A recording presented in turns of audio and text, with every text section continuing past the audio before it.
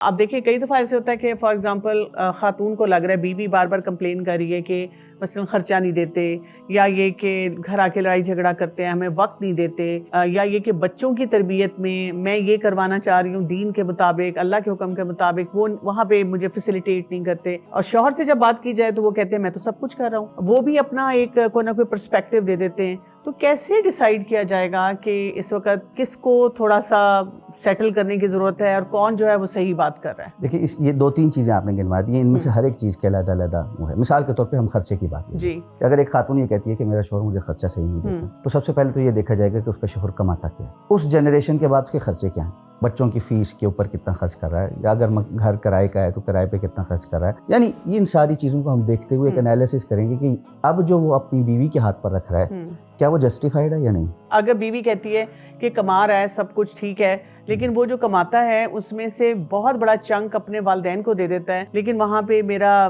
کوئی دیور بھی ہے، جیٹھ بھی ہے جو کر سکتے ہیں کام، وہ نکمے ہیں، وہ کام نہیں کرتے، یا وہ اتنا نہیں انویسٹ کرتے، وہ اپنی فیملی میں لگے ہوئے ہیں، تو میرا شوہر پھر کہتا ہے کہ تم اب اتنے میں گزارا کرو کیونکہ میں نے اپنے گھر والوں کو دے دیا ہے. دیکھیے بنیادی بات یہ ہے کہ ایک تو یہ کہ ہم اس پہ کوئی جنرلائزیشن نہیں کر سکتے، کیس ٹو کیس ویری کرتا ہے. بعض اوقات والدین واقعتاً بہت زیادہ ضرورت مند ہوتے ہیں. مثال کے طور پہ کسی کے والدین بہت بیمار ہیں اور ان کی بیماری ایسی ہے جس پر زیادہ خرچ ہو جاتا ہے. صحیح. اب ایسے میں اگر کوئی اور بہن بھائی وہ ذمہ داری نہیں اٹھا رہا اور ایک بچہ اس کو دینی اپنا فریضہ سمجھتے ہوئے وہ ذمہ داری اٹھا رہا ہے تو وہ جسٹیفائی. بالکل صحیح. لیکن اگر مثال کے طور پہ وہ اپنے والدین کے اوپر ایک غیر ضروری طور پر بہت زیادہ پیسہ خرچ کر رہا ہے اور اس کے مقابلے میں بالکل بیوی کے ہاتھ پہ کچھ نہیں رکھ رہا، تو یہ انجسٹس ہے. اس لیے اصل میں بات یہ ہے کہ ان ساری چیزوں میں خواتین کو بھی یہ دیکھنا ہے کہ جب وہ اپنا کیس پٹ کر رہی ہیں نا تو وہ صرف جذبات کے اوپر نہیں ہونا چاہیے. اکثر اوقات اس طرح ہوتا ہے کہ خواتین کے اس قسم کے جو اعتراضات ہیں نا،